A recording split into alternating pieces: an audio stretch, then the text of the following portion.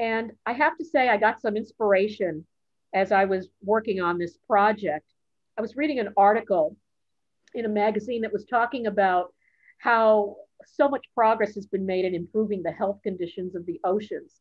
And the writer of the article quoted anthropologist Margaret Mead, who said, and I quote, "Never doubt that a small group of thoughtful, committed citizens can change the world," end quote. And that's what we're already doing.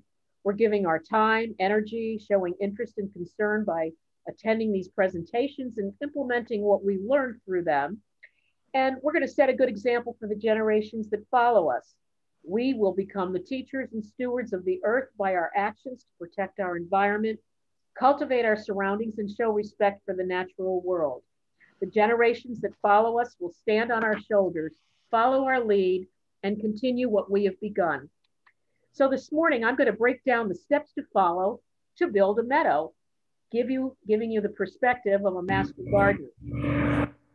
Barbara has forwarded to everyone attending a copy of much of the research that I thought you would find invaluable on your gardening journey to the pollinator pathway. And during the Q&A session, I'll be happy to address any of the questions that you might have about some of what I sent to you. So the first question we have in our minds is, where should I plant my meadow? Well, just like we all know when we're buying a piece of property or building a business, location, location, location is the priority. We want to establish the site location and the size. We want to be realistic and start small. Perhaps this year it will be some containers around a pool, near windows, so that you can observe from indoors. Maybe scatter some pots along a pathway on the way to the garage, or nestle a few pots in the veggie gardens, or perhaps around the shrub plantings. Perhaps also you've got some space around your mailbox. Well, all of these options deserve some thought. However, if you've got the space, the energy, and the time, perhaps you can build a larger garden, maybe the size of a dining table, or augment an area that's overgrown by the edge of the woods. I saw a wonderful idea actually this week where one of the sites was recommending making a long, narrow fence, maybe 3 or 4 feet wide, maybe 20 feet long, and doing all natives and wildflowers. Imagine how dynamic that presentation would be with all those bright colors against the dark green of the woods. All of these ideas will attract the pollinators if you plant a feast for them of both host and nectar plants. Build it and they will come. What do we look for in the characteristics of the site? First of all, we want to see what the natural properties are. Is it sunny and dry, shady and moist? How much sun or shade during the day? And I think we've learned from the 2 previous speakers that pollinators like it warm, and 6 hours of sunlight is really necessary in order for you to have a lot of flowers blooming. Is the area on a slope? Is it flat? And yes, by the way, you will get some activity in shade or partial shade. It just won't be the busy Route 84 or I-95 highway that you'll get in the sun. Also, most important, and Toddy, you commented on this last week, how close is the garden to a water source? Nobody wants to be lugging vases or watering cans of water over to a meadow in the hot sun in August. So it's imperative to have water nearby for the plants as well as the pollinators. What would be that best water feature? Can it be near a brook or a pond, a bird bath, even a solar water feature, which Bob's going to address in his presentation? Next step, we have to prepare the site by removing the debris, any weeds, logs, rocks maybe larger than your fist, and we want to put what we can in an area where we can compost. The next crucial step is to test the soil. This is a fun project and it's a must-do in order to have optimum results your first season. Yes, you can do it yourself with a kit from Agway or the local garden center, but we recommend what we think is the best option, which is using a Yukon soil test kit. And Estelle, I'm not sure if everyone can see this, but I actually have one here. And really, when we say soil test kit, what this really is, and it's only important for you just to see the size, it's a 4-way folded piece of paper. And in this little write-up are all the instructions you need to have that soil tested. And essentially what it tells you to do is the following. You're going to go, first of all, to ladybug.uconn.edu to obtain one of these. You don't need to write down the website. It's on the list that I forwarded to you. So you can download a copy of this soil test kit. And what you can do is just follow the instructions inside. And most of you are probably going to want to do a test for flowers and vegetables and small fruit. And when you do that test, what you're going to do is go into the garden space and you're going to dig out you're going to dig 6 to 8 inches deep 10 times in 10 different locations in that garden space. You're going to use not necessarily a new trowel, but a clean trowel and a clean bucket. You're going to mix all those scoops together in that clean bucket.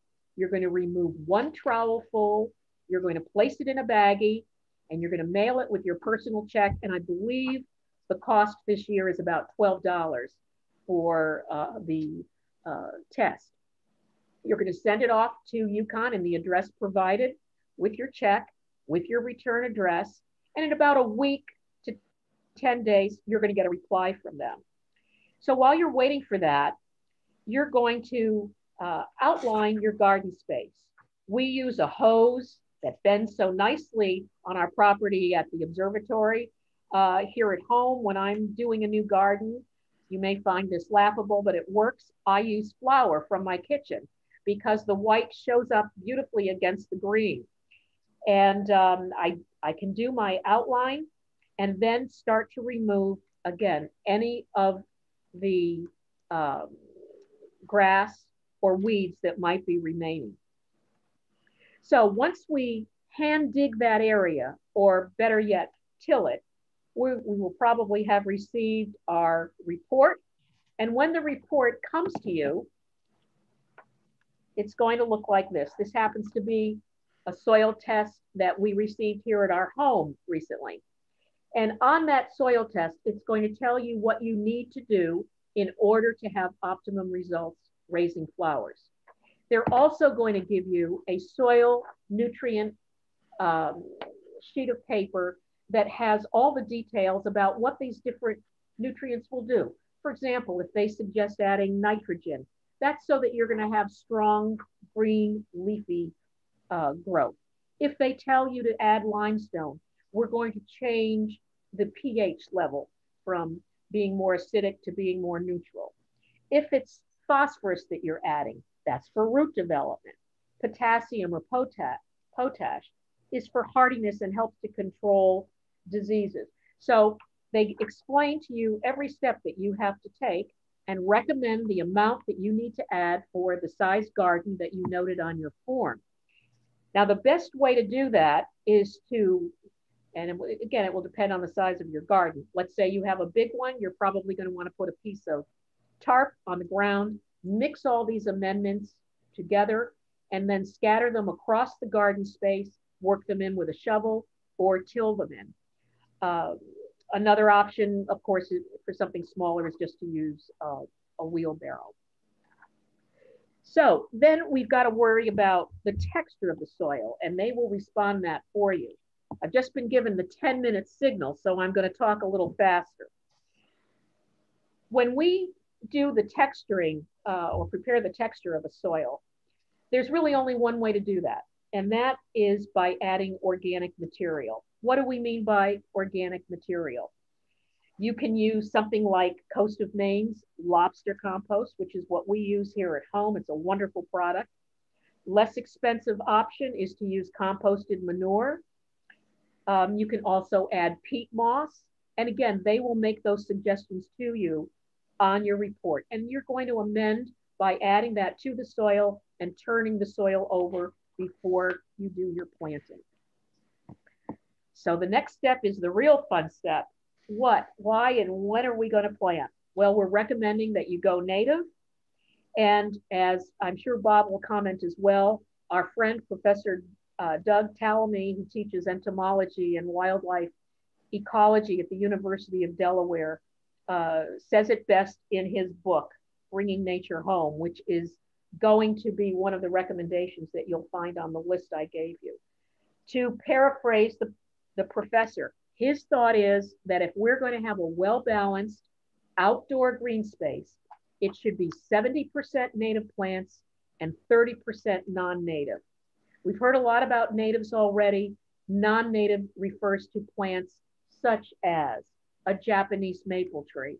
If I look out my window right now, I should be embarrassed to tell you this, as beautiful it looks with all the flowering plants, the forsythia, the cherry trees that I have, the magnolia we have, the quince bushes that we have, they're all bursting with flowers right now. Well, guess what?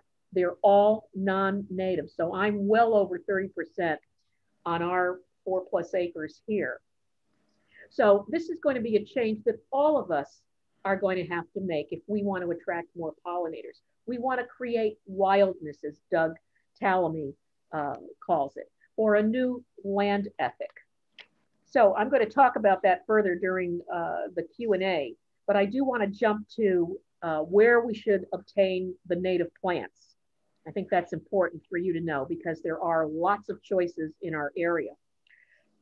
I will mention that when we did our research and decided to buy native plants for the observatory, we found that the Native Plant Trust was the place for us to go. Bob was kind enough to drive all the way to Massachusetts to pick up our plants. They're all non-GMO. They're all seeds gathered from the wild, and the plants are above reproach. Again, the negative on that is that although they're very well priced and they were extremely healthy, it is quite a distance to go. However, we've got some local options for you. Number one on the list that's close by is Meadowbrook Gardens in New Milford on Route 202. And Bob knows these folks very well. We've all gotten to meet them, the owners, during our gardening process. And what they're going to do is isolate an area this year that's going to be strictly natives. So that's a good option. That's very close by. In conversation with my master gardener buddies and people in Fairfield County involved in the pollinator pathway, I learned about a place called the Hickories Farm in Ridgefield. It's a 250-year-old organic farm on 45 acres, and they carry what are called ECO 59 plants. Those are plants for sale that they're going to have this season. They're organically grown, they use no neonics, and they're grown in conditions similar to what we have in this part of the world. So this part of the world meaning Roxbury, Bridgewater, Litchfield County area, actually most of Connecticut. So they're going to be well suited for our area. Recently, Gilberti's Farm, located on Adams Road in Easton, was acquired by the Aspetuck Land Trust in Easton. This is another excellent place to go buy plants, and they are doing exactly what the people up in Massachusetts are doing. They've put together pre-packs for you. So although I've given you all this research that will help you make your own decision what you'd like to buy, they've already done a pollinator pack for a garden that's 5 feet by 10 feet. It's $80, contains 30 plugs. They've done a mailbox garden for an area 4 by 4. It's $40 and includes 16 plugs. They've even got container sets that they've made up for you of herbs. So not only can you use the herbs, but the pollinators can enjoy them. Another place that's excellent in Connecticut, Nature Works in Northford, Connecticut. Nancy DeBrule Clementi is a master gardener extraordinaire. She is so energetic, and with her 30 years experience in this business, she even has a blog now with a very efficient staff who know lots of info that's usable in planning your garden. Another place that I would recommend that has a caveat attached to it is Planter's Choice in Newtown. They actually have 2 locations, one in Watertown and one in Newtown. The difficulty with this is that they only sell to the wholesale and landscaper trade. They have a huge assortment of native and non-native material. Again, this is another recommendation on the list that I gave to you. We will be carrying their plants at our plant mart, as Toddy mentioned earlier, which is on May 22nd. So you're going to get some beautiful, beautiful choices at their site if you can gain access to Planter's Choice. Earth Tones in Woodbury, another all organic native garden center. Lovely place to visit and a good selection. We mentioned to you that the Roxbury Bridgewater Garden Club is going to have our sale on the 22nd. We invite you all to join us at 8:30 that morning for the best selection. White Memorial, right now in Litchfield, has an ongoing sale similar to what I just described at Gilberti's at the Aspetuck Land Trust. Also the Bartlett Arboretum for you folks that are down in Fairfield County in the Stamford area. Their sale is ongoing now. You can book plants for both White Memorial and Bartlett Arboretum online right now. Now I know Bob's going to talk about this wonderful option up in Vermont called American Meadows. I'm just mentioning them that you should put a star next to that and look at their selection of non-GMO seeds. They're all, again, neonic free and guaranteed to grow. I know I'm getting very close to the end of my time, and I wanted to mention a couple of other things to you.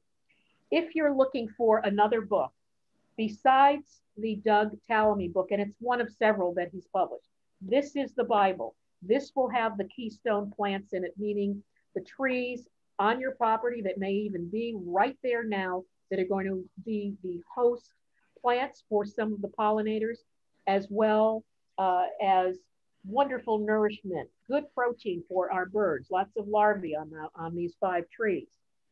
This is my #1 choice for a butterfly book. It's the #1 book that we use in the Master Gardener office in Bethel. It's a children's book. It's award-winning. It's well-priced. It has beautiful photographs inside, not only of all the different stages of the butterflies, but what plants are their host plants as well as their nectar plants. It does mention annuals, and I will close by mentioning to you that the annual resource that we use for seeds is actually here in Connecticut. It's located in Wethersfield at the Comstock Ferry site. Comstock Ferry is the oldest seed company in the United States. Comstock Ferry was recently purchased by the Baker Creek Seed Company. So Baker Creek now supplies all the organic seeds at the Comstock Ferry site. And I will say that I know that we want to concentrate on natives, but if you want to have lots of visitors the first year, you must integrate natives with your selection. And our #1 plant to recommend would be any giant zinnias in hot pink, orange, coral, or their favorite color in that species, which would be red. Bob, I'm going to turn the meeting over to you. And if I have time later to address any questions on subjects I've not had time to talk about now, I'll be happy to do so. Thank you all very much. And my final word for the day is to remember to put the right plant in the right place. When researching, use only .edu, .gov, and .org sites for the most accurate information. Soil test on a regular basis every 2 years, and do no harm. Go native, go organic. Thank you. Good morning. Am I live? Yes. Good. Well, my name is Bob Labert, and I am honored to be here. Whoever thought a retired IBM engineer and amateur astronomer would be addressing such a knowledgeable group. So I'm thrilled. I'm going to talk about 2 pollinator meadows. This is the subheading here is what to do during a COVID. Both of these meadows got certified with Pollinator Pathways and the National Wildlife Foundation, and we have both plaques for both gardens soon to be displayed. So hopefully that will help pique interest. I have great mentors, Adrienne, Paula Hutchinson, Joan Freeman, Kathy, and Professor Douglas Tallamy. And I would just a further plug for him, who we all read his book, is terrific, but also he has a number of YouTube presentations that are terrific. The one that he did in Salisbury last spring, it's an hour and 20 minutes, and it will teach you really an amazing amount of the science underneath what's going on in a pollinator garden. I strongly recommend that you do that first before you read the book. So we have a garden at the observatory. It's an extension of the existing garden. And then I decided, gee, I think I could do this. So I built one behind my house simultaneously, which I kind of is after the, it's supposed to be the macro burst. It's a typo. I kind of tongue-in-cheek call it the Fox Run Meadow, because we have trail cams out in that garden and we see foxes all the time, 24/7, wandering through, quite often with squirrels in their mouths, because the warren is about 75 yards from our house. And there's kits now, so we're thrilled with this. So the existing Galileo's garden, some of you may know it exists, probably most of you don't. It was built to celebrate the 400th anniversary of Galileo's first telescope exploration of the heavens. And so it's 11, 12 years old primarily. And it's been enhanced and extended every year since. It was professionally designed by a dear friend of mine, Dixon DeMarsh, who started and ran a nursery, Laurel Rock in Wilton, which is his son now runs. It's enclosed by walls of arborvitae to make it a place of repose and block out the view of warehouses and dumpsters. And we've always had butterflies, birds, and bees in abundance. So this is also where the starting point for a town-wide true scale solar system is, with a 6-foot sun there, which you might have seen if you happen to drive by by the school. And we feature a giant stainless steel sundial, massive granite benches in granite discs that are used as the base for many things. So we've always applied best practices, no pesticides, herbicides. We mow with a hand mower instead of a power mower, but there's a but here.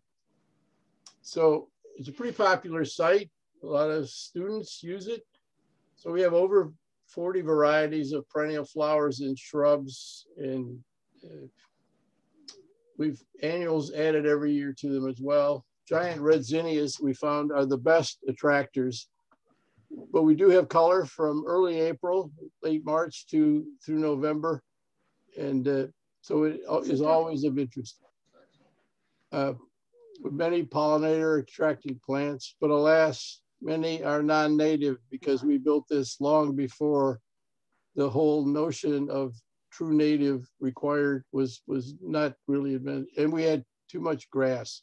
We didn't know that we had too much grass till we learned recently. So we have this magnificent sundial. It's a beautiful thing we designed. It took us 2 years to design it. It's gorgeous. And you see these granite benches, and there's a granite disc underneath this. And so we have 6 of these giant granite benches form an outdoor classroom. And we know that students study harder in this wonderful, relaxing environment. And there's proof of that here. We have a STEM student here that's obviously studying the solar path through the sky. What else could she be doing? So in 2020, we started on a new venture. The gardeners heard Professor Talamy speak, and we had a coffee class in Bridgewater, and it changed our course dramatically. They were so enthusiastic about, we can do this in this horrible area north of the observatory. It was not in good shape. It was neglected lawn, and we no longer want grass when we can get rid of grass. So, and there was rubbish, tall weeds, the storage of 5 giant granite discs back in the west side north of the observatory. So it was time to take action there. We'd been putting it off for years, to be honest. But it was time to do something new. The observatory volunteers are all about science, with one main focus is the stewardship of the planet. So we got a lot of volunteers that said, yeah, we'll help. And it was an outlet during the COVID. And don't underestimate the value of that for keeping our sanity. So the observatory native pollinator meadow is an extension of Galileo's garden surrounding the observatory.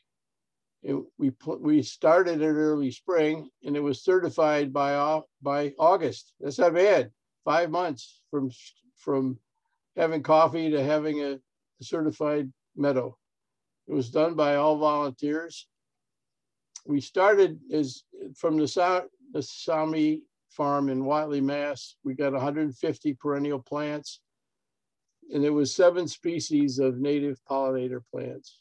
Then it was augmented throughout the summer with New England native seed annuals grown in our homes. And in a greenhouse, we confiscated a rundown, broken greenhouse at Hilton Plain School in New Milford and repaired and renovated it. And we had hundreds and hundreds of plants in that greenhouse. That really helped us.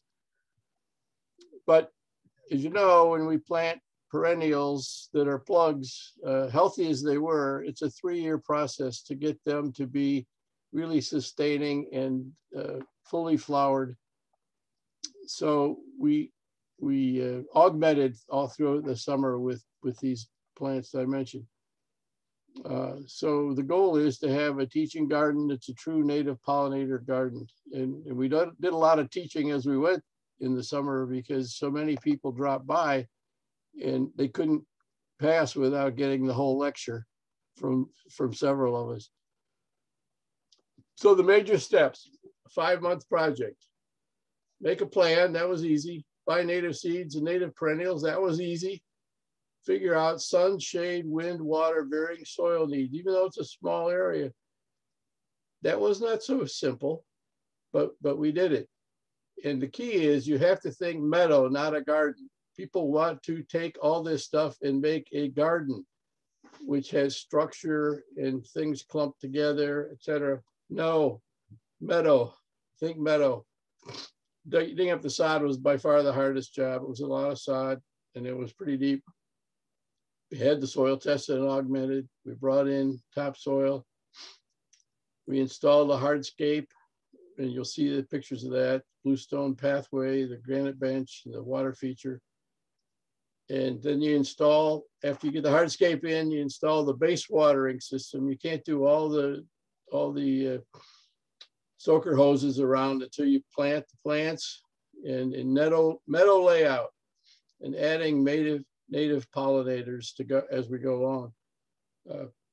Install branches of the watering system after the plants are in so that you can snake it around and get everything when it's young, able to get water.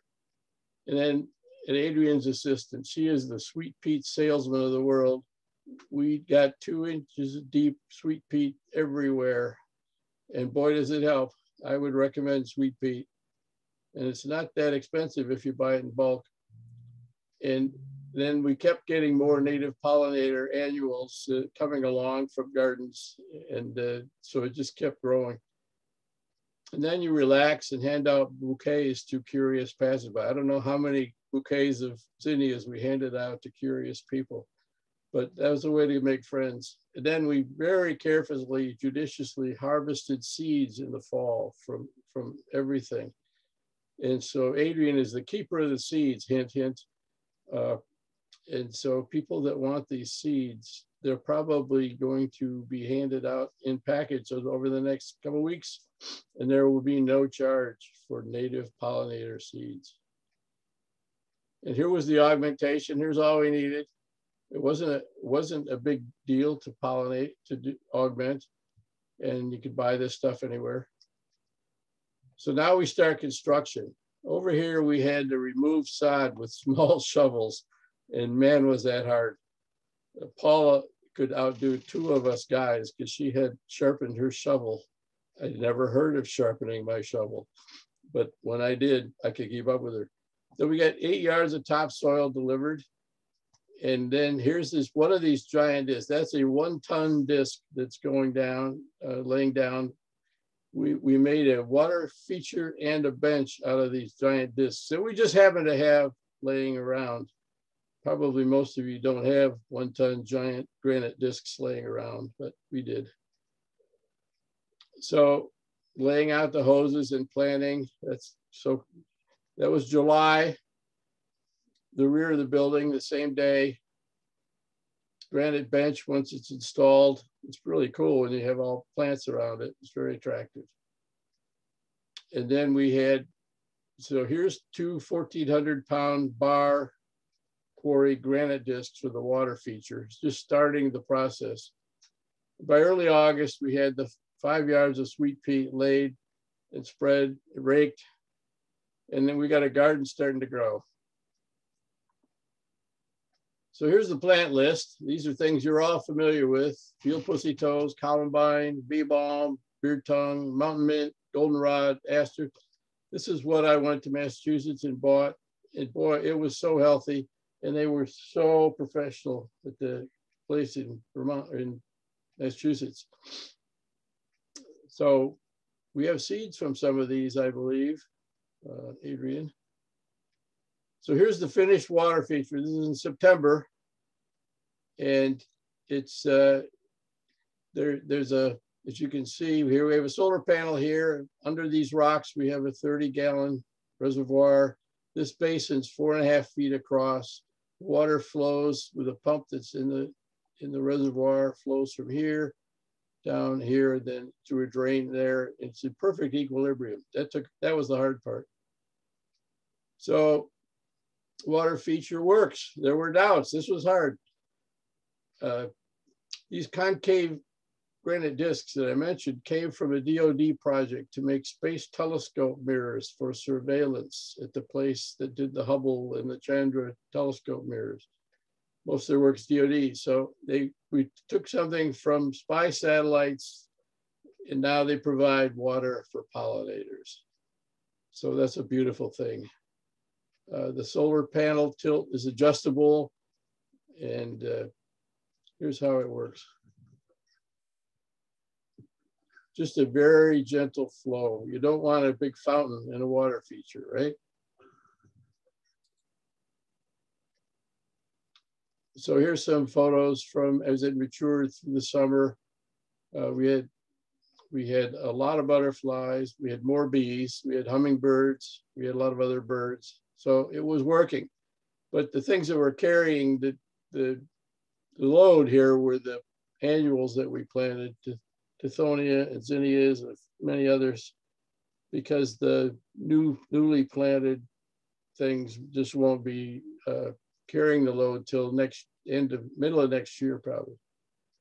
So here's some nice pictures of things that we grew. We had the Tithonia were 7 feet tall. I've never seen these things grow anywhere near that size, but that's what good soil and sweet pea will do, and lots of water.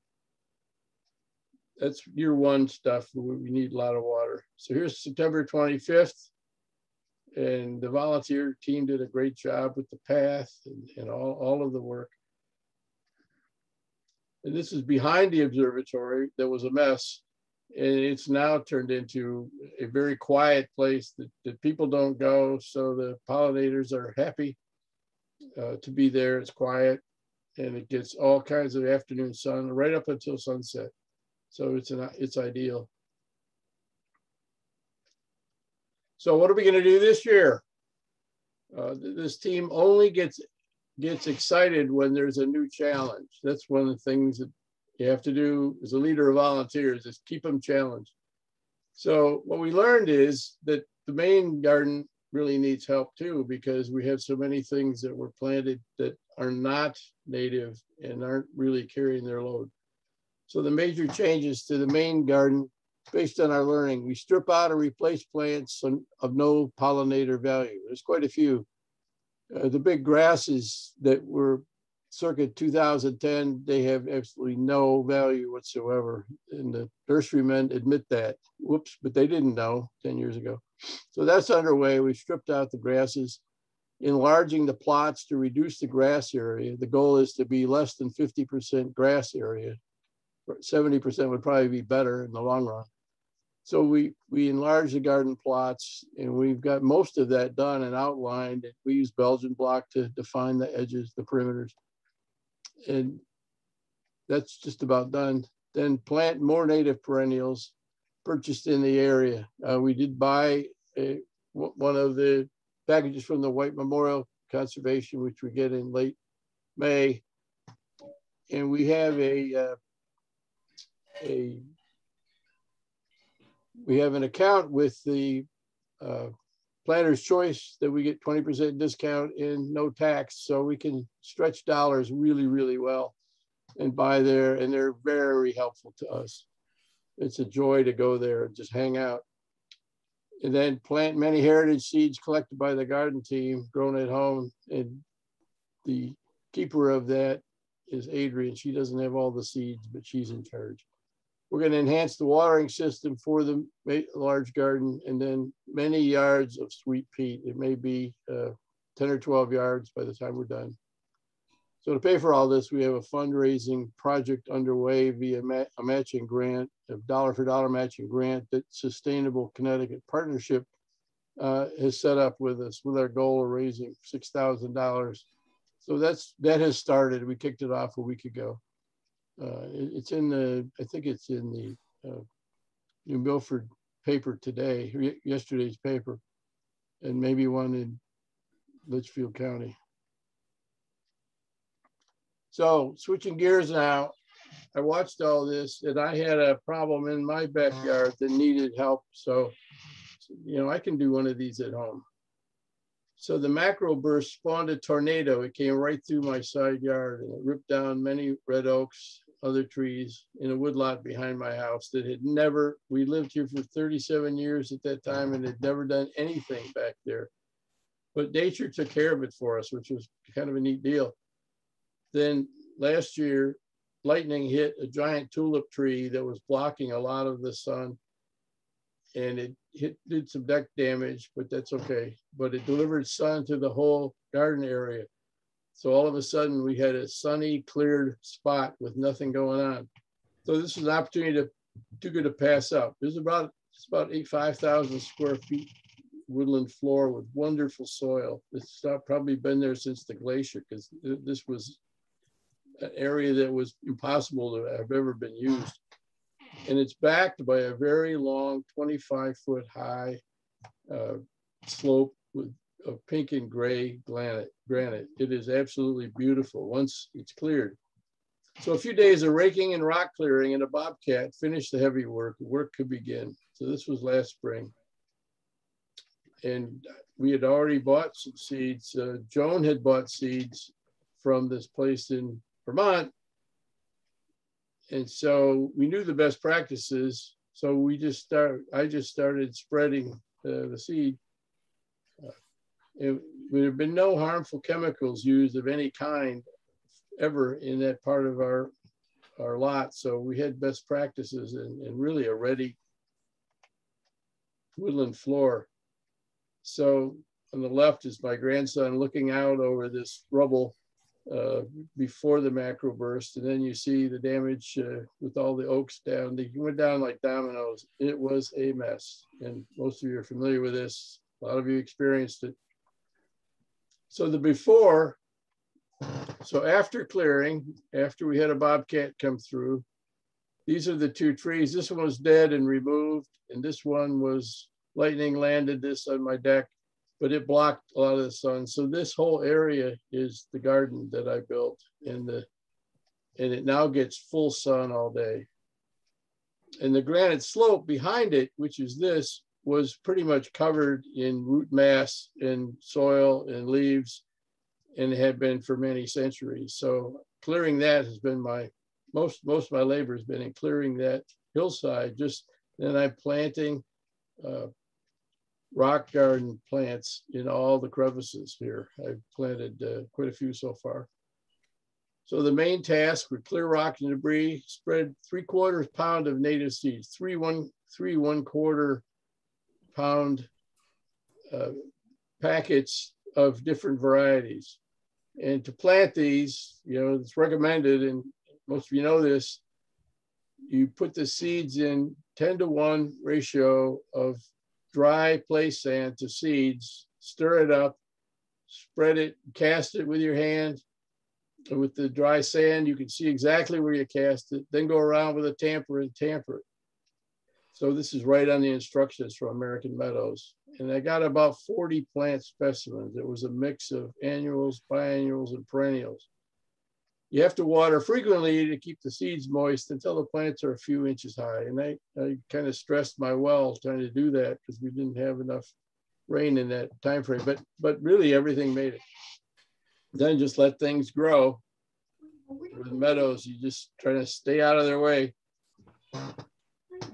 But we had some giant native weeds that had been dormant until the soil was still. And I didn't know enough about the weeds to know if these were really part of the package or not. So they kind of were a problem. And then you have to manage, if you have a water feature, which you got to have, you have to manage it with fresh water and pond scum treatment, etc. Then enjoy. So just a few pictures of a mix of the pollinator meadow specimens. And I always asked a bee to land so we could get the scale of them. They were very cooperative. So lots of variety. The thing really, really worked. It was very dense by mid-August, very dense, very small flowers, many more bees and butterflies. I thought the flowers would be bigger, but these dainty little flowers in profusion were actually gorgeous. Now, a low-cost water feature. This is a great little thing. You can buy them for $30 on Amazon. It has several different heads, so you can have different experiences from the pump. The whole thing's a solar panel, and it has a battery. It charges the battery while it's spraying so that you get extra hours of spraying when you don't have sunshine. So dirt simple. This was an old fire table, a fire pit that we had that we didn't use anymore. I sprayed it with white enamel, outdoor enamel, and off we went. And the visitors are amazing. Day and night, you get visitors. A lot of mammals come by at night, and we have trail cams and capture them. It's a lot of fun. So here's August 5th. And you can see it's pretty dense. So I took this picture recently. I'm clearing off all the debris on this granite and exposing this gorgeous pink and gray granite. And so we are, as most of you are, we're surrounded by trees. So fortunately, the part that needs sunlight, there's no trees, but we've got large red oaks. We don't have any white oaks, unfortunately, but there's tall remains of 2 large dead ones. There's a huge Norway spruce, about 70 feet tall, 6 beeches, which we love, a red cedar, 3 large swamp maples, 5 black birch. Then the properties surrounding us are heavily wooded with hardwoods, and there's lots of decayed giant trees filled by the macroburst. There's a lot of young trees that I have not yet identified. I didn't know the importance of these trees, so I have work to do on that. That's one of my main thrusts this year. So the activities for this year and next, here's what I did last year. I raked the leaves off in late March because I left them all, and I was very surprised to see the amount of growth in March. Everything was green underneath. So that's part of managing a meadow. And I bought another ½ pound of native pollinating perennial seeds from Vermont, but I planted them in 2 phases, and I did them all before rainstorms. And I'm doing the garden plants in the granite crevices. I probably will end up with 30 or so. And Meadowbrook tells me what to do, so they're building the next list. Clear more and more of the pink and gray wall. This is daily exercise for me. I love to go up there. My wife bought me a helmet because I fell one time on this wall, so I have a hard hat. Make several very narrow paths. This is something to consider if you're making one that's substantial. it's so dense that if you want to weed, you can't get at them. So very narrow paths that will wander around for photography and weeding. That's a key part of a bigger meadow. And then identify all the nearby trees and learn what insects they support and start doing caterpillar ID. And boy, did I not know that. So also I recommend that everybody has to learn a lot about weeds because there are good and bad ones. You don't want to tear out every weed. It's one of the differences between a meadow and a garden. So the basics, think meadow, not garden. You notice there is no master meadower program. You have to learn it. And some of it's not intuitive for people that have been doing gardens all their lives. Test yourself for the differences between a meadow and a garden. It can be both, of course, but it all starts with one rule: native insects are the most important part. Provide and preserve their native habitat and don't kill them, no matter what you do. They don't even recognize, and you've all heard all this, so I don't need to repeat, but they don't recognize most plants that are not native. They just don't know they're there. So who knew? So we want birds, bees, and butterflies. Here's a hummingbird. They love the red zinnias. The bees, the butterflies, a nice male monarch on a zinnia. Is that a gorgeous picture? And of course, bears. This is Wally. Comes around like all bears in the area. He seems to have an affinity for bird feeders. So that's a good way to end. Thank you all. Back to our leader. We have Q&A now. Hello. Hello, this is Barbara. Sorry, I wasn't here at the beginning of the program. I'm the development director for Roxbury Land Trust. And Anne is taken leave. She had her second COVID shot yesterday afternoon and isn't feeling well. So I am going to field questions. Thank you, I think Estelle is still here too as well. Yes. So first of all, I just want to thank Adrienne and Bob, not only for sharing their intellect and passion for their projects, but also for their patience. We did have a bit of a mix-up this morning with Zoom. I find Zoom both a blessing and a curse. Today, it was more in the curse department for me, so I apologize to everybody. But glad you could join us. And again, thanks to Bob and Adrienne for their understanding. Erin, who is going to handle the questions, had to duck out because she teaches an EMT training course. So I will just go through the questions in the chat room. One is, can you repeat the name of the nursery in Easton? I think this is for Adrienne. Yes. Can everyone hear me okay? Yes. Volume's up all right? Great. All right, what I talked about was the Gilberti Herb Farm. And many of us who shop locally, either at Shakespeare's Garden, Meadowbrook, the garden in Woodbury, will find herbs, parsley, chives, tarragon, etc.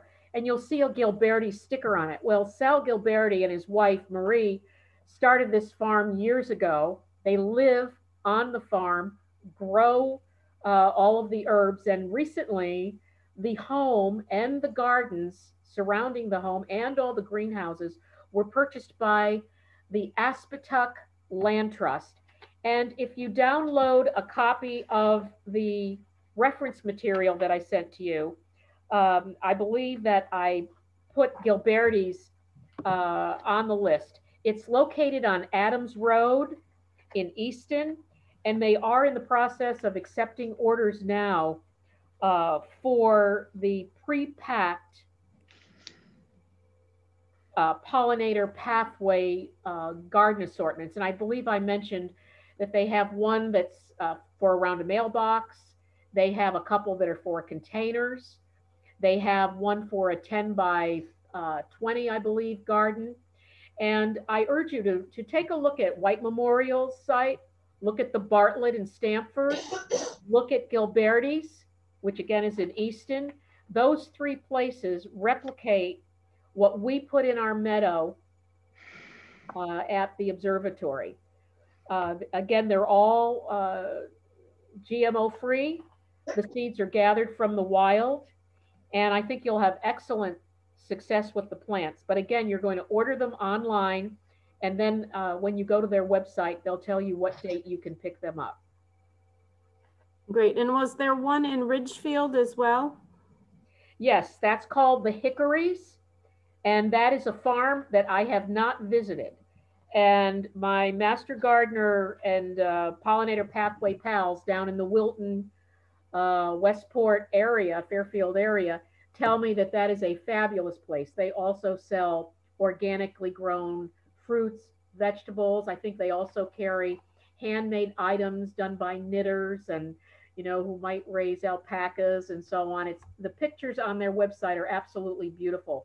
If I could comment on that, I actually, they were the deliverers of the plants for the Wilton sale last year, and I did go and visit, and their specimens were terrific, and the people were professional, so I can recommend them. Great, thank you. Let's see what else we have here. Someone has mentioned that the Native in Fairfield is another good nursery for native plants. Yes, can I comment on that, Barbara? Sure, absolutely. What I heard from my pollinator buddies about the natives is yes, that is an excellent source in Fairfield. I do have that on my list. I wanted to stay down to 20 minutes, so I never went over any details about natives. That's another place I'd like to check out. They have recently moved. They're located in the Greenfield Hill Village section of Fairfield, and they're just moving this weekend to 1899 Bronson Road. Again, as Bob began to comment, the Wilton Garden Club buys a lot of plants there, and their website is anativeplantnursery.com. So do check that out. Is that on your sheet, anativeplantnursery.com, or should I put it into the link, into the comments? Let's see, I'm looking right now.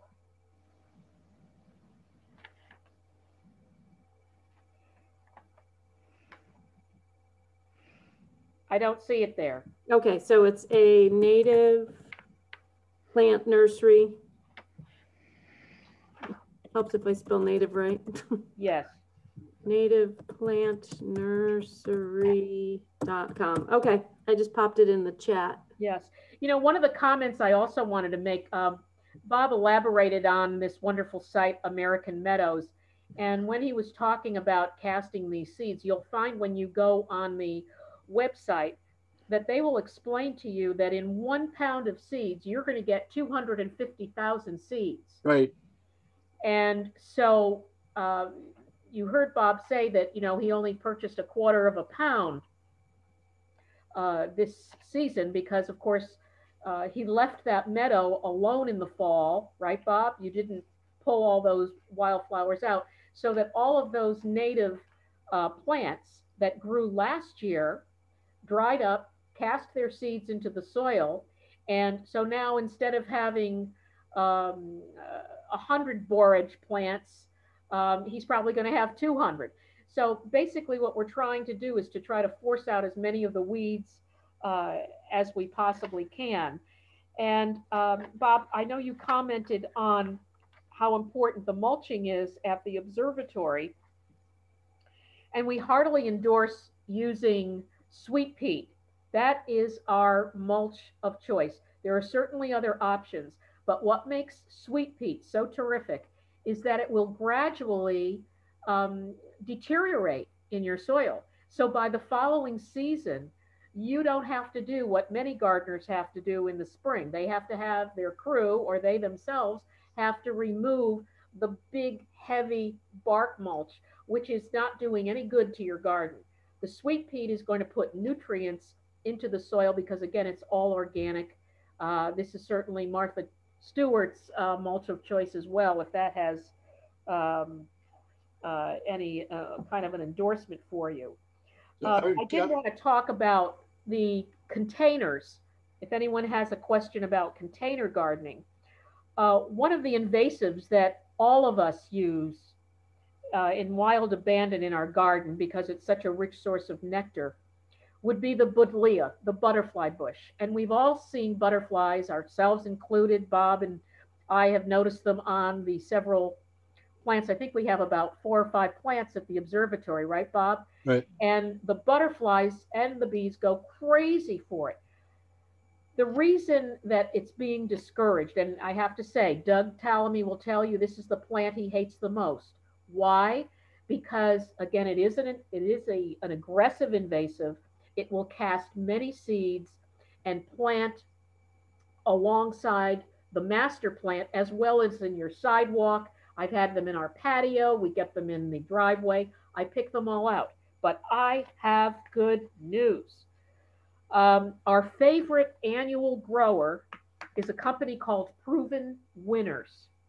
They are fabulous. They are the only annual grower I know of, and I've done so much research this year. I haven't found another. I know gradually some of the other growers are moving in this direction where they're not going to be using any neonicotinoids. And for those of you who are new today, let me just quickly explain that a neonicotinoid is an insecticide that is used globally. It's been in existence since the 1990s. It is manufactured by Bayer and Shell, and it is a systemic, meaning that it invades every aspect of a plant. It attacks the vascular makeup of the plant. It's in the roots, it's in the stem, it's in the leaves, it's in the flowers, and unfortunately, it's in the nectar and the pollen. This is why we are losing so many of our native pollinators. And if you were to go to the Peabody Museum site, you'll see that there were at one time over 125 butterflies in Connecticut. In the 1990s, from 1990 to 1995, I believe, they did another study to determine how many of those 125 plus butterflies still existed in Connecticut. I'm thrilled to tell you that back in the 90s, we had 110 butterflies, and the Butterfly Association here in Connecticut still maintains that there are 110. However, last week Toddy told you she only found 6 in her garden. That's what we had here at our garden. Bob, I'm not sure if we know, was it 7? Yep. So Bob cataloged 7 at JJMO and at his own garden. So we know we've got a lot of work to do. So the preference, and you'll find this to be said over and over again in Doug Tallamy's book, is to plant as many nativars as possible. The question has come up, what about cultivars of that native? Should I plant those? Bob alluded to that a few minutes ago. The butterflies and the other insects do not know a cultivar. Right at this moment, Doug Tallamy and his crew are doing a study on what cultivars the insects and other pollinators will identify in the garden. And let me just give you one example. Let's say that there's a native plant that we all love. And again, well, maybe I'll use that buddleia as an example. Well, what Proven Winners has done is created a cultivar of that plant that the butterflies do love. But guess what? No seeds. Most cultivars will not produce a seed. If you do try to perpetuate a plant from a cultivar, you could get in a lot of trouble because the breeders who do this are the ones who want to make the money. They want you to go back to Meadowbrook and buy another cultivar. They don't want you to make your own. So one of the points that I saw on a Doug Tallamy video on YouTube is that one of the cultivars they made, they changed the color of the leaf. They changed the foliage from green to red because it enhanced the look of the plant, and they made it more compact. Well, if you make a plant more compact, you're going to have less flowers. If you change the color of the leaves, like Bob said earlier, the insects are not going to identify that cultivar as a native plant and something they want to go to get the nectar. Sorry if I went on a little too long there. I just wanted to make that point clear. No, it's fascinating. I mean, and it just really adds to the fact that we are all interconnected, our plants, our pollinators, people, and we all have a responsibility to, you know, ensure everyone's well-being in the long run. Or we're going to be down to 4 butterflies in this area. Yeah, absolutely. So such a good message. The other messages that we have in questions are, someone asked if we could visit Bob's gardens, and I assume that that relates to the Galileo garden in New Milford. It probably doesn't. His own house, I'm not sure. No, I think it's related to my house. Yes. I'm happy to have people visit. It's actually on the map. The Brookfield Pollinator Pathways map has my backyard on it. So I'm fine with that. I would wait till maybe late June when things are starting to pop, because right now it's just, you know, 5-inch high stuff all over the place. So, but it's my address, my home address is 3 Aramon Circle, ARAMON Circle in Brookfield. It's just a little bit south of where the churches all are at the top. We're 25, 133. Awesome, thank you. Do they need to contact you in advance if they want to stop in, or? No, but if they come, they can ring the doorbell and you know, I could give them a tour. Awesome. If That's I'm home. Generous. Yeah. Can we get your email, Bob? Yes, bob.lambert, Lambert, at charter.net. And how many plants do we have to bring for each visit? Yeah. As many as you can fit in the back of your SUV. There you go. An SUV full. No. Either that or you have to weed. No, actually, I don't weed much. I did want to comment about the sweet peat and mulch. You know, I had a forest floor, and what I read about meadows was just put seeds down. And I did have to water to get things started. But after year 1, all the dead stuff starts making a meadow floor. And you really, even Dr. Talamy agrees with this. You shouldn't have to do anything to maintain a meadow, because nobody's ever maintained wild meadows. So I'm just leaving it as it is, and we'll see how that goes. Mm-hmm. Does that make sense? Yes, I did have a question though, Bob, because we live in the middle of a red oak forest as well.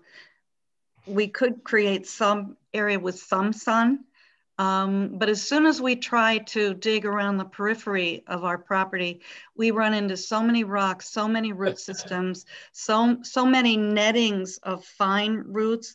Right. And from what I've been reading lately, you're not supposed to disturb the undersoil greatly, but you know, we have trouble planting anything where we can't get a hole that's larger than maybe 5-6 inches in diameter, just, you know, because of all of that.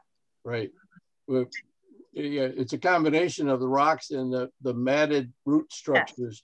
Yes, exactly. You don't want to plant under the oaks. So, but the macroburst took care of my oak problem for that area.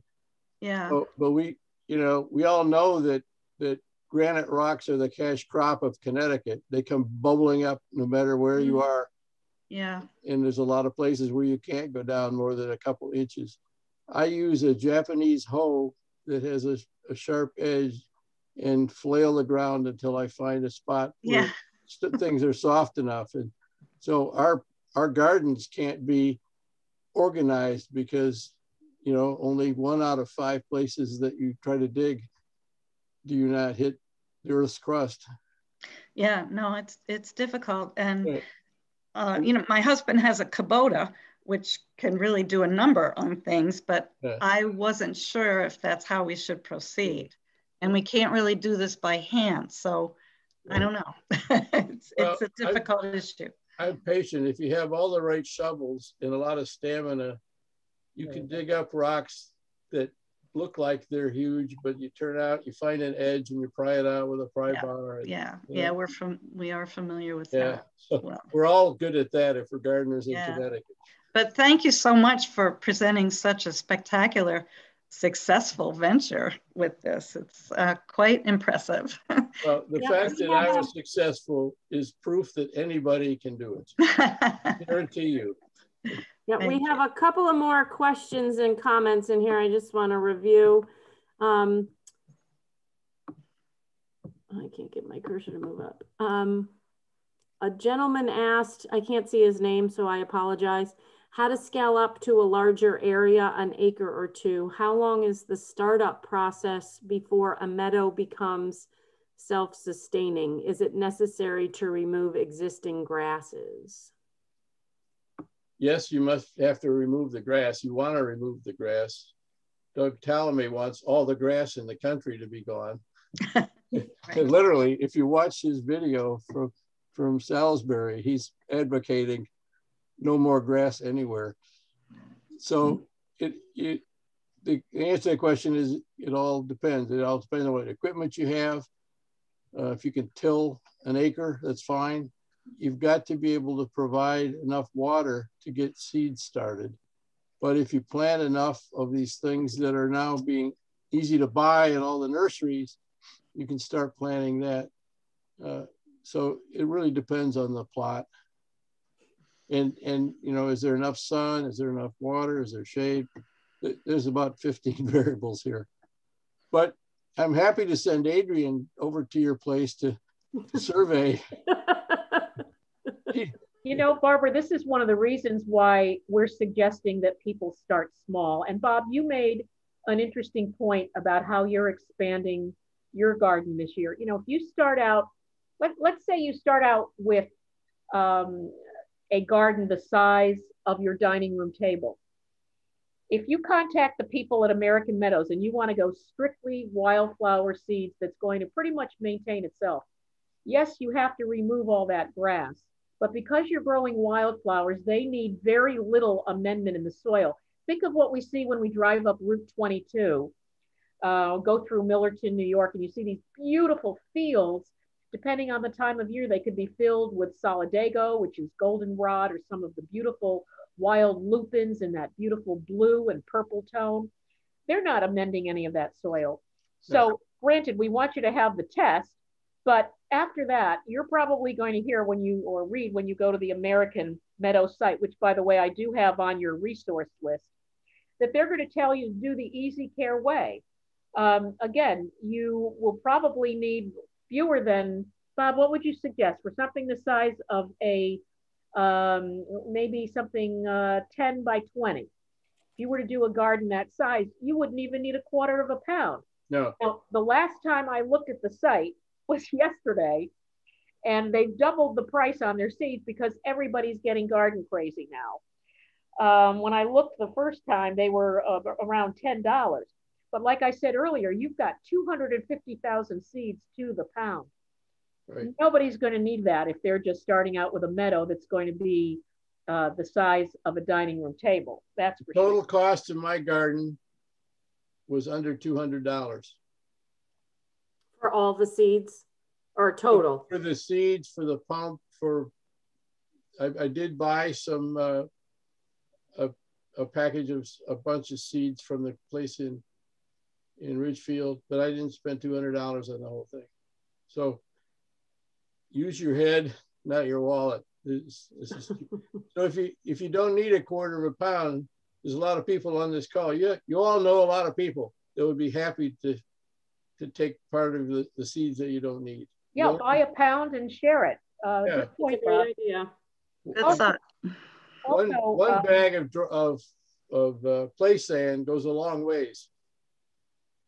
You can do more than 1 pound with one bag of play sand, but you want to get the play sand dry. It works a lot better if it's dry.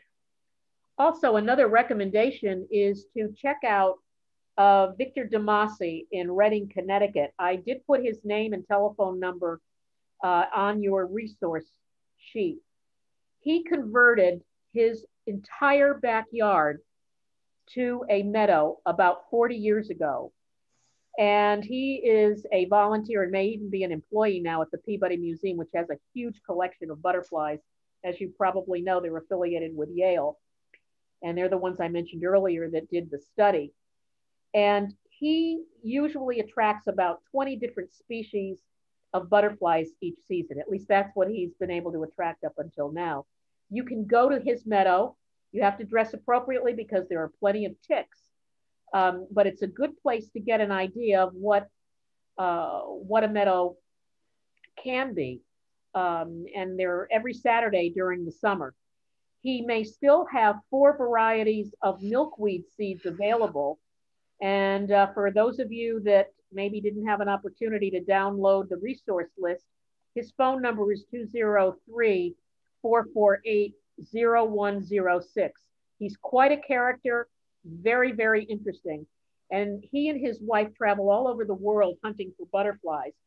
And he said that the situation is so bleak in this part of the world that these 20 species that took him a whole season to attract pale by comparison to what they found on a trip they made several years ago to South Africa. They collected over 50 butterflies in 1 hour. So you can see what we're up against here. And even in a small way, you know, Estelle, you're talking about how it's difficult for you to garden where you are. Well, think of what many of us have right now who wear this badge of courage. We use no insecticides, fungicides, pesticides on our lawn. So right now on our lawn here in Bridgewater, we have many, many patches of white, pale blue, purple, bicolor, violets. Now, wild violets support 14 different fritillarias as a host plant. So if we're mowing down the wild violets and not letting them thrive on our lawn or be in areas in our garden spaces, how are these butterflies going to stay on our property? They don't only want the nectar to consume as their fuel, they want a place to lay their eggs. You've heard about how we need to have the milkweed plants that are being offered to you by Victor Damasi, or the ones that you can buy at any of these native nurseries. You've got to have both. There's got to be that balance.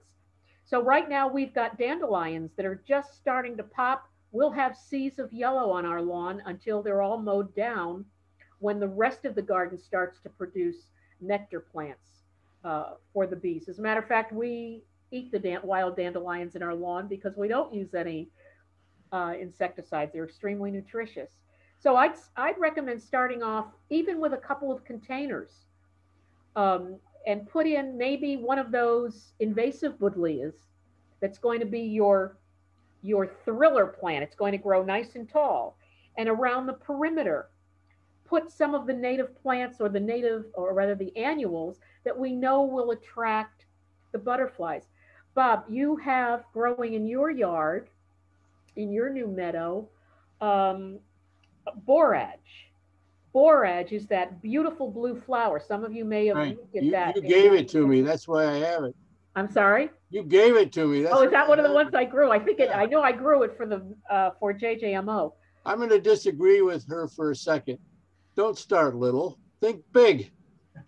This threat of pollinators disappearing is a real threat. Think as big as you can and start big. I just don't want to discourage anybody. I'd love it if they started big. Well, I want to encourage everybody. Adrienne and I rarely agree on anything, so we have a lot of fun with it. That's why we love each other and get along so well. We do. So sorry I cut you off. No, that's okay. That was a good thing. And we just have just a couple of more comments and one more question. Victoria was the one who was interested in visiting the garden, and she also does videography. So she'd be interested in videotaping your garden, Bob. Wow, Victoria, you're my new best friend.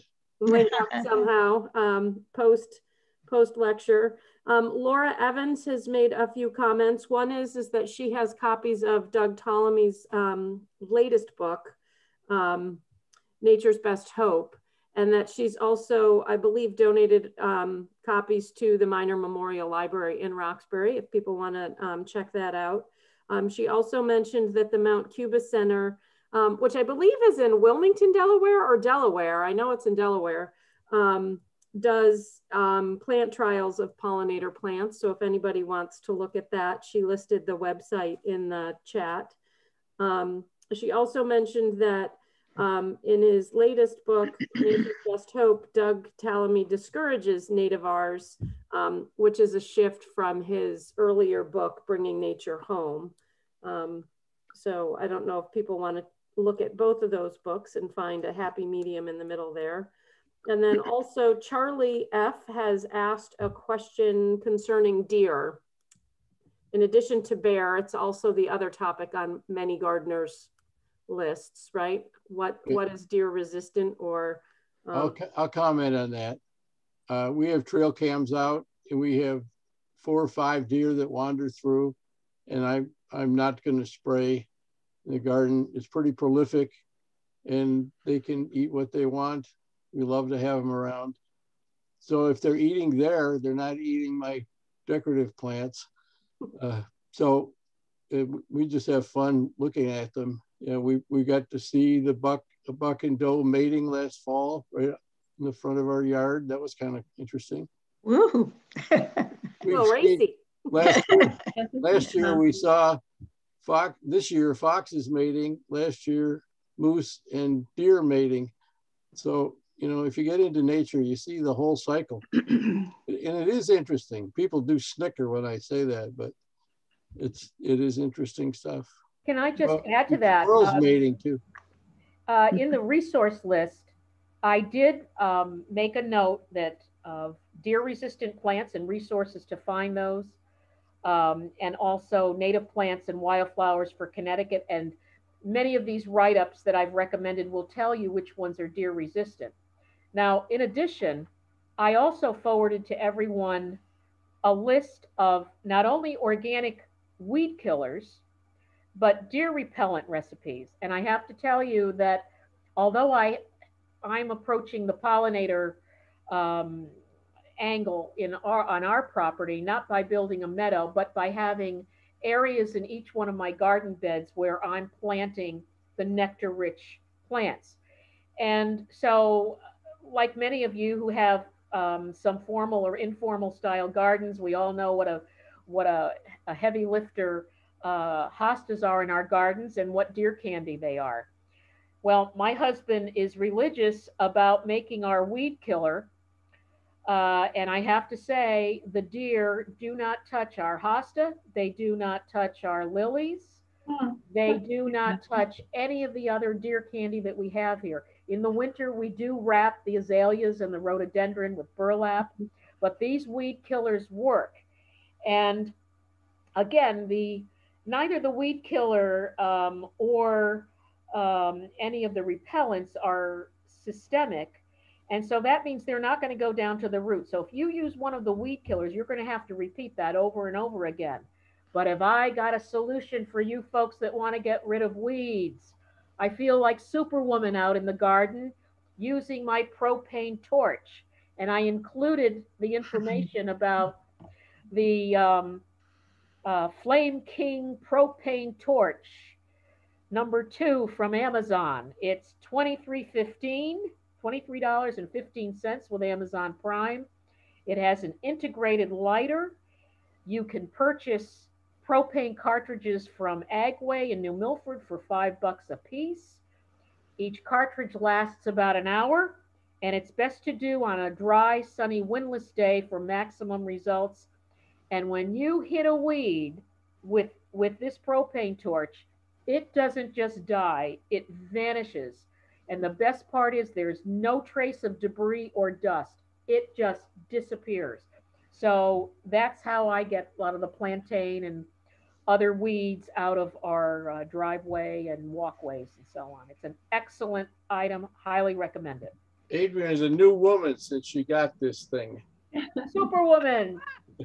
No, I love the propane torch, I have to say. It's very empowering. Can I ask a question? I don't know if you can hear me. Do you hear me?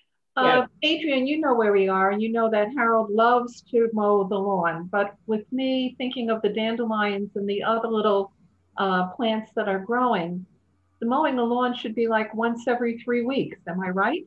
Yes, we keep our lawn about 3 inches or a little longer. It's much healthier for the grass. We try to wait as long in the season as we can. I know that we talked last week about having a no mow May. I don't know if I'm going to be able to do that here, only because we have a lot of ticks. We're right on the edge of a wooded area, and unfortunately, I try to get that barberry out of our brook area, but it's almost impossible to do. But we do wait until actually as late as we can. Yeah. Okay. So keep the lawn as long as you possibly can. If you can go until the end of May and mow on June 1, all the better. Okay. If you have a mowing service, they're eager to convince you to start really early because they make a lot more money that way. Yeah. But I think the less the better, especially all through the dry periods. Just tell them we'll see you in the fall. Absolutely. Barbara, another area that you asked me to address today just came to mind. And that is, what do we do if we're kind of in between this beautiful meadow that Bob has, that whole idea, and having more formal beds, as Bob showed you in the photos of the observatory. We have raised beds there with beautiful heavy-duty plantings, meaning very close together, of pollinator tractors and a lot of annuals. And I just wanted to share with you some thoughts about cleanup in the fall. As Bob may have mentioned, in the fall, he did no cleanup and he did a light raking early in the spring.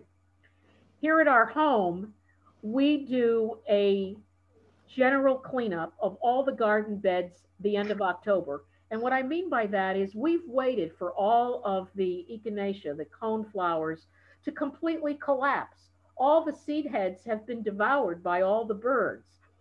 Any of the annuals have fallen over because, of course, the frost has come. The frost has even bitten the sedum. The stonecrop sedums are wonderful attractors for bees all throughout the gardening season. So we've made the decision that the gardens that are very close to our house, that can be seen from the road, are the ones that we clean. I don't like to have debris in my garden.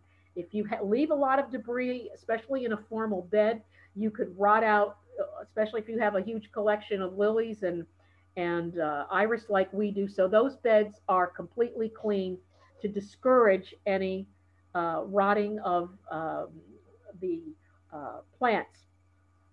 Then what we do is leave all the leaves on the ground until November. And then a crew comes in and they completely clean the area of leaves that, again, is very near the house. The part of the house that is in the back is left with all its leaves. We allow those to completely deteriorate so that we have some good shelter for the insects. And then in the spring, when they come to mow the lawn, most of those leaves have already deteriorated. What hasn't will get chopped up by the lawnmower and it will become mulch for the grass. It's worked out very well for us. But again, that's what we do in the instance where we have formal beds. So that by April, I would say by April 2nd, the crew is here to do the mulching with the sweet peat and do the edging. So we're back in that kind of park-like setting, waiting now for things to poke through the sweet peat. Right. I think it's, I agree. It's a matter of preference and kind of picking and choosing, you know, what areas you want to look nicer, and then you can kind of let the other go, so your neighbors don't worry about you. Right. Create a balance. Right. It's all about the balance with most things in nature, right? So, yes. And does anybody have any other questions? Because I think we should probably wrap up. Victoria wants to show a video.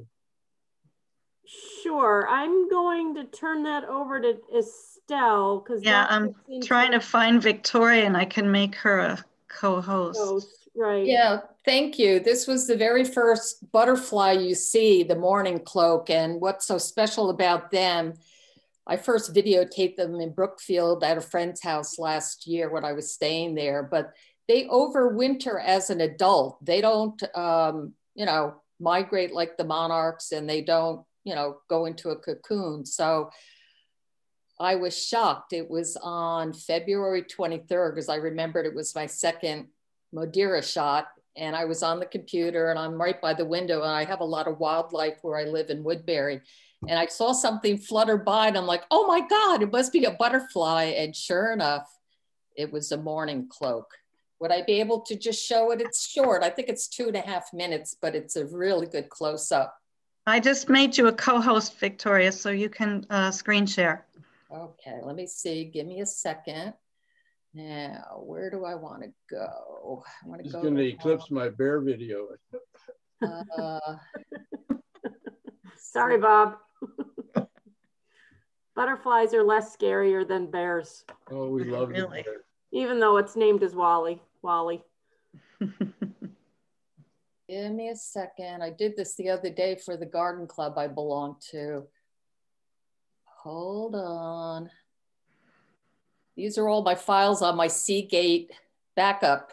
Well, that's all right. All we see is a Zoom screen. So oh, okay. You're Hold currently on. still safe. Good. Well, it doesn't matter to me. It's nothing.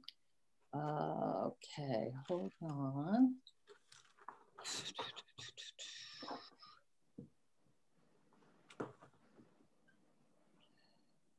Let me see.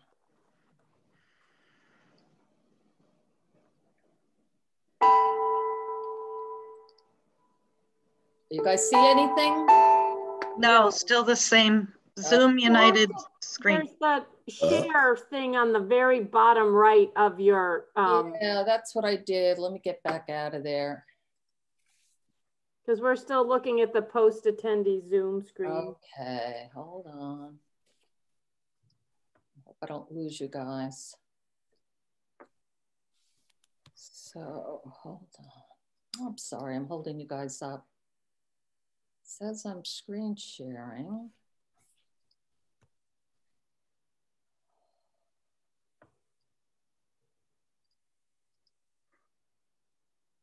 Yeah, I'm sorry. I don't want to hold you guys up. I just can't get to my desktop. I don't know. What are you seeing? Are you seeing Zoom United or? Yes. Yes. Okay, so I got to somehow get to.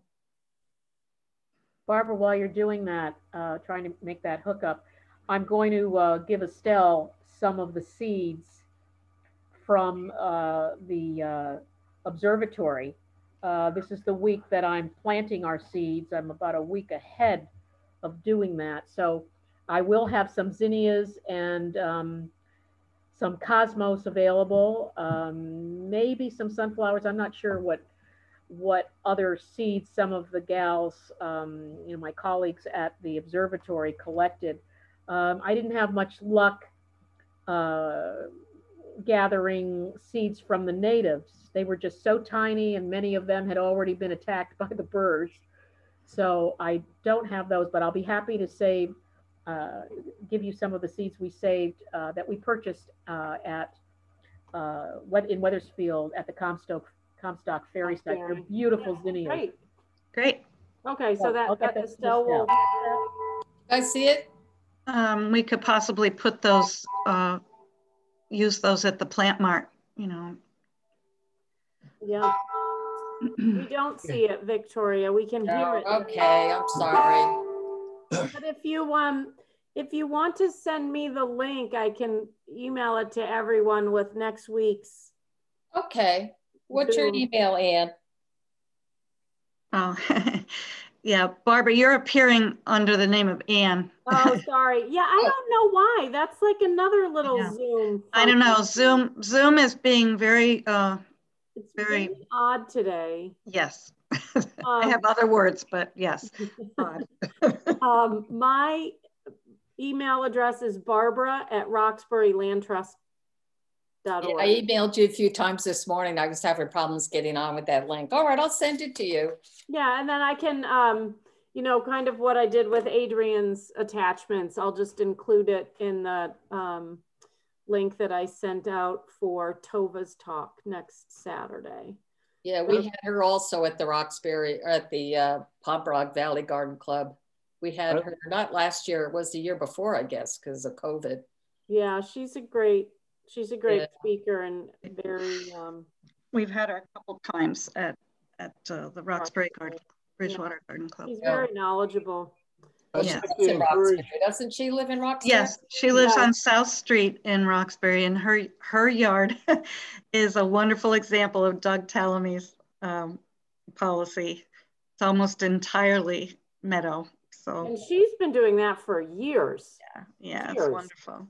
So like that actually, go ahead, Bob. Oh, I'd like to encourage people that Adrienne gives seeds to, because she knows how to harvest them, when to harvest them, and is very generous, that if you do get seeds from her, that in the fall, you also harvest, and she'll teach you how, and then you pass them on to more people. And if you know the mathematics of compounding, we can have an enormous number of seeds available. Yes. You'll notice at the top of the second page of my resource list that I did give you my secret organic seed mix recipe. And without intending to run an experiment on which seed mix works best, we all planted a variety of seeds. And Bob, I think we all came to the conclusion that the mix that I used, which was 1/3 each of black gold vermiculite, black gold peat moss, and coast of Maine lobster mulch, really set those seeds on fire. They grew beautifully, nice and healthy with strong root systems. So that recipe's there for all of you to use. And as I said, I will get some seeds to Estelle by the end of this week. Well, 7-foot tall Tithonia don't just happen. Yeah, that's right. No, really, they are wonderful monarch magnets in my yard. That's right. And the cosmos too, Bob. They were over 6 feet tall in some cases. Wow. Color is great too. Did I mention one other thing? Our garden sale last year, we just sold within the members, and I was dying to get a spice bush because I've heard of the spice bush swallowtail. I had them in my yard last year. So anyway, I bought 2 little plants. One was 6 feet tall. The other was 3 feet. They charged me $9 for the 2. Would you believe, after it leafed out last summer, I did see a spice bush flying around the yard. So I went out and I thought, ooh, let me just check the leaves, maybe. Would you believe I found 4 eggs of the spice bush butterfly? So I know how to raise the monarchs. So I got out my boxes that I raised monarchs, and I raised 4 from egg to releasing them in my yard. Wonderful, wonderful. All right. All right. Any other questions or comments? Again, I thank you. Wow, this is a good 2 hours. I thank you. I thank Bob and Adrienne for hanging in there. Yeah, thanks so much. Robert, very patient. To Bob was stay tuned. Yes. Thank you. This was great fun. We thank you for thinking of us. We much enjoyed it. Yeah, thank you for your expertise. That was great. It was fabulous. All right. Well, it looks like there's still some sun shining out there. It's about 60 degrees. So everybody go out and enjoy your gardens. Thank you. All right. Happy gardening, everybody. Get growing. Thank you so much. You too. Bye. Bye-bye.